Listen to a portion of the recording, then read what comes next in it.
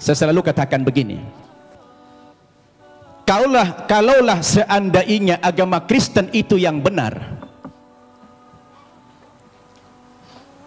dengan tokohnya adalah Yesus, kemudian umat Kristen masuk ke dalam sorga, insya Allah umat Islam juga akan ikut masuk ke dalam sorga.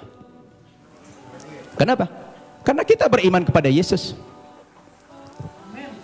Tetapi kalau Islamlah yang benar, dengan tokoh kita Nabi Muhammad yang juga mengimani nabi-nabi yang terdahulu, kemudian saudara kita umat Kristiani tidak beriman kepada kerasulan Muhammad, mohon maaf, terpaksalah saudara kita masuk neraka kalau akan masuk surga.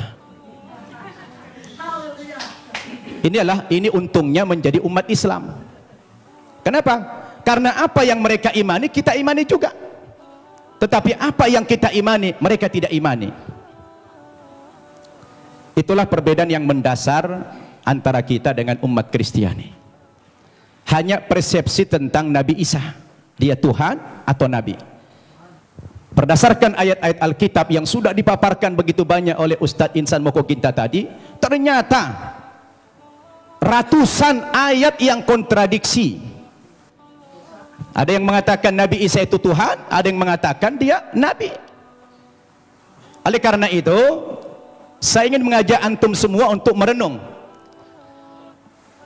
Ketika kita berbicara Yesus itu Nabi atau Tuhan, apa yang menjadi parameter kita? Siapa yang paling punya otoritas membicarakan tokoh ini, Tuhan atau Nabi?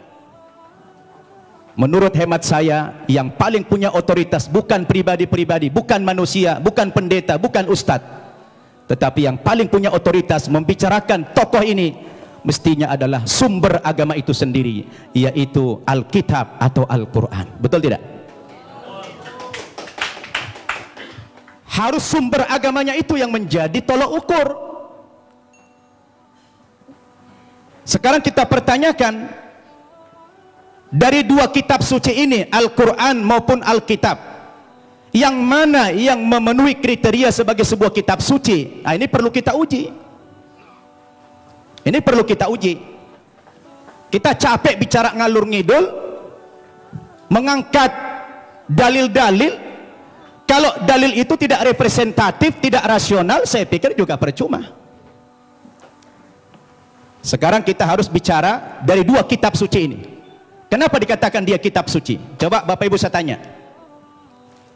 Ada buku? Coba ada buku? Coba buku. Ya, itu aja, taruh, minjam dulu. Ya. Bapak Ibu saya tanya. Ini kata lainnya apa? Kitab suci. Oke. Ini apa namanya? Buku. Buku kan? Bapak Ibu saya tanya, ini sama ini bahan bakunya sama tidak? Sama-sama apa? Sama-sama kertas. Kenapa dalam penamaan jadi beda? Yang ini dikatakan kitab suci, yang ini dikatakan buku. Kenapa jadi beda namanya? Padahal bahan bakunya sama-sama kertas. Yang membedakan apanya? Ternyata yang membedakan kontennya, isinya. Dia dikatakan kitab suci karena memuat firman-firman Tuhan Zat yang Maha Suci. Kenapa dikatakan ini buku? Karena dia adalah buatan manusia dan manusia tidak ada yang suci. Betul tidak? Sekarang mari kita uji. Kalau kita sepakat apa yang membedakan buku dengan kitab suci adalah terletak pada kontennya. Kalau kitab suci itu adalah memuat firman-firman Tuhan. Ketika kita uji Bapak Ibu, 5 kriteria minimal kalau kita ingin menguji apakah kitab suci itu benar apa tidak. Yang pertama, sebuah kitab suci itu akan dikatakan benar apabila dia murni datang dari Allah, 100% datang dari Allah, dan tidak ada intervensi manusia di dalam kitab suci itu dalam bentuk kontennya, setinggi apapun otoritas manusia itu. Betul tidak? Termasuk di dalamnya Nabi. Makanya kalau kita baca Al-Quran, ini 100% firman Tuhan. Tidak ada perkataan Nabi Muhammad di sini. Perkataan Nabi Muhammad dimuat dalam hadis namanya. Tidak ada satu ayat pun di sini sumbangan Nabi Muhammad dalam bentuk isi. Ini adalah wahyu Tuhan 100%. Akan berbeda kalau kita baca ini Alkitab, di sini sudah tercampur, di sini ada perkataan Tuhan, di sini ada perkataan Nabi, di sini ada perkataan Rasul Paulus, di sini ada perkataan murid-muridnya, tercampur. Lalu di mana letak kesuciannya yang dikatakan kriteria kitab suci itulah murni datang dari Tuhan? Itu satu. Yang kedua, kriteria kitab suci itu dikatakan benar apa tidak? Apabila kitab suci itu ditulis pada zaman kitab suci itu datang, yang diterima oleh Nabi yang menerima kitab suci tersebut. Saya tanya, Al-Quran kapan ditulis? Ketika Nabi Muhammad masih hidup. Dia suruh sahabat menulis Al-Quran. Karena dia tidak bisa membaca, tidak tahu menulis, dia minta bantuan sahabat. Sahabat menulis. Dan dia hidup sezaman dengan Nabi. Begitu selesai ditulis oleh sahabat, dikonfirmasi tulisan dengan bacaan Nabi sama apa tidak, di cross check supaya tidak terjadi manipulasi. Kenapa? Karena kitab suci itu jadi pedoman. Sekarang Alkitab kita tanya, kapan ditulis? Lalu siapa tokoh yang menerima Alkitab? Alkitab ditulis bukan pada zaman Nabi Isa masih hidup, tapi sudah sekian puluh tahun, bahkan sekian ratus tahun Yesus sudah tidak ada di dunia ini, baru ada pembukuan Alkitab. Terus bagaimana seorang penulis akan mengkonfirmasi kepada yang menerima wahyu itu? Maka kemungkinan terjadi manipulasi sangat mungkin. Sebab yang namanya wahyu itu haruslah dari Tuhan, tidak boleh dari rekayasa atau karangan manusia. Betul tidak? Dua itu kriteria, dan Alkitab gugur menurut hemat saya di situ. Yang ketiga, kriteria kebenaran sebuah kitab suci itu adalah seorang penulis wahyu secara moral haruslah orang yang jujur, terpercaya, bukan pendusta. Penulis Al-Quran adalah orang yang jujur. Sekarang penulis Alkitab, bagaimana Alkitab disandarkan kepada Yesus, disandarkan kepada Musa, disandarkan kepada Nabi yang lain, sementara sang penulis tidak pernah jumpa dengan yang menerima wahyu itu? Bagaimana ini? Maka gugurlah kesucian kitab tersebut. Kemudian yang keempat, kriteria kebenaran kitab suci itu adalah apabila isi kitab suci itu tidak kontradiksi, satu isi dia. Kalau sudah bertentangan satu ayat dengan ayat yang lain, lalu yang mana yang mau dipegang? Masa Tuhan menurunkan tuntunan pedoman hidup bagi manusia, tapi manusianya malah bingung.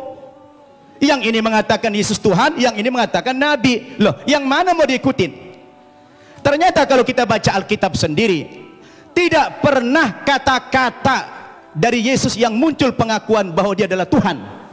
Kalau kita baca dalam Injil Markus pasal 12 ayat 28 dan 29, ternyata Yesus sendiri mengatakan Tuhan itu adalah Allah yang Esa. Itu ada dalam Alkitab yang sudah dibaca oleh Pak Insan tadi. Lalu siapa yang mengatakan Yesus Tuhan? Itu Paulus ternyata.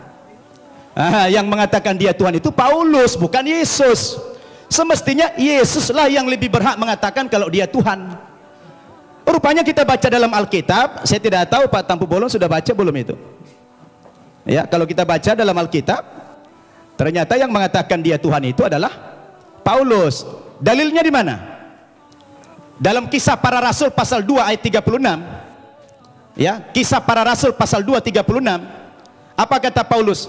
Jadi seluruh kaum Israel harus tahu dengan pasti bahwa Allah telah membuat Yesus yang kamu salibkan itu menjadi Tuhan dan Kristus. Coba. Ya, siapa yang mengatakan Yesus Tuhan? Paulus. Kemudian dalam kitab Filipi pasal 2 ayat 11.